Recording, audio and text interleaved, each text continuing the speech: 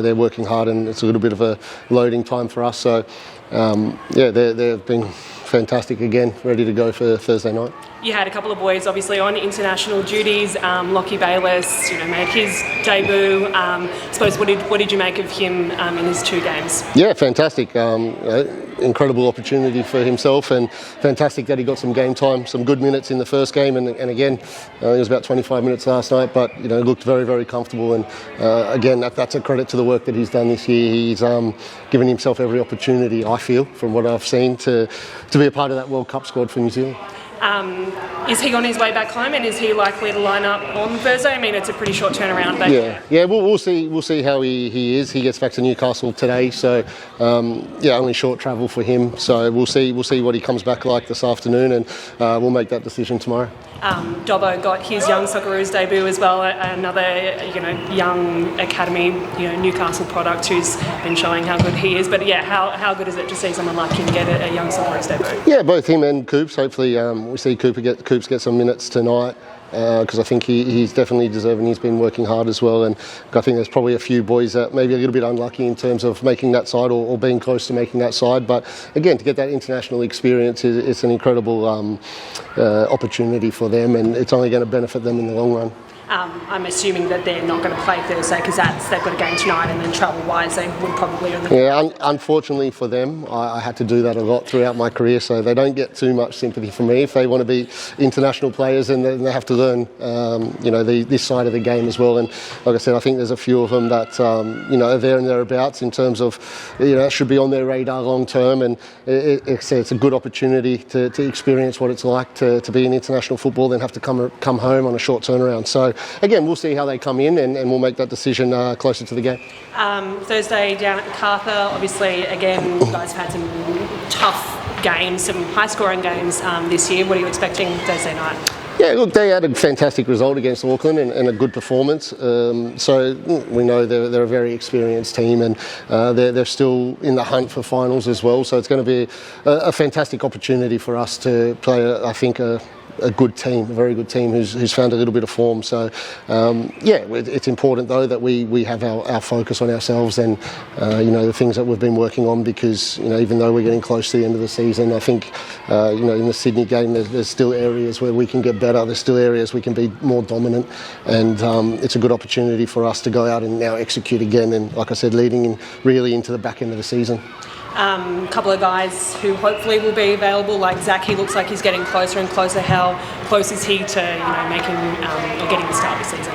Yeah, very close. He's been excellent. He's had a couple of weeks full training now. Eli's back in. Clayton's very close. We're not far off, and it's important that we have as many players available as possible, because like I said, it drives those standards at training and keeps that competitive nature there every day, which is very important. As I said, these last 4 weeks, all the players have known all year. It's dictated by what they do during the week, and there's an opportunity there for a few boys to sort of get a start and get into the team, and it's a difficult decision at the moment.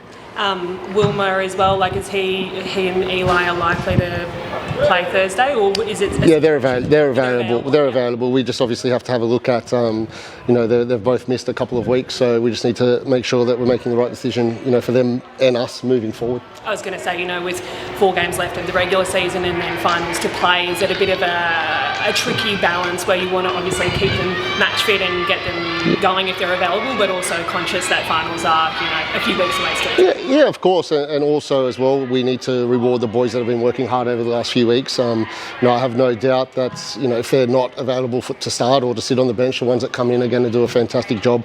I think the biggest difference for us in that Sydney game was all the boys coming off the bench. Every single one of them made a difference to the game.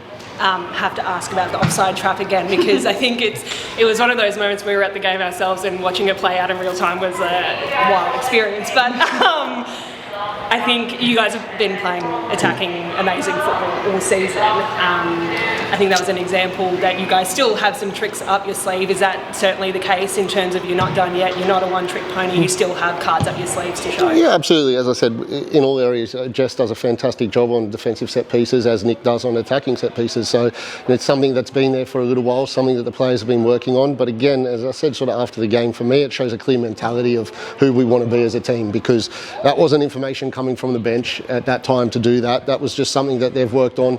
It was in their control. They made that decision. So again, like I said, it just shows me the intent that we have to back ourselves, but to be brave when we need to be as well. Who called it? Like, I don't want to take away tactics, but who on the field? I think there was a few of them. Obviously, like I said, it's they made that decision knowing that boys had come off the bench as well, and generally the line is controlled by a couple of players. So it was, I think, just a sort of a group decision, and like I said, the fact that they've gone and backed themselves in that moment in the context of that game and what it means to our season as well is an incredibly positive sign for me. Just on other kind of international football, obviously soccer is coming up tonight or tomorrow, whenever it is. Tony has said, his boys that he's selected need to show that they've still got what it takes to be picked for the World Cup. I know you've spoken before about Max, that you think he's deserving of a call-up. Do you think these next few games for Max, he's still got that chance to prove that he could make? Yeah, I don't see why not. This is just one window.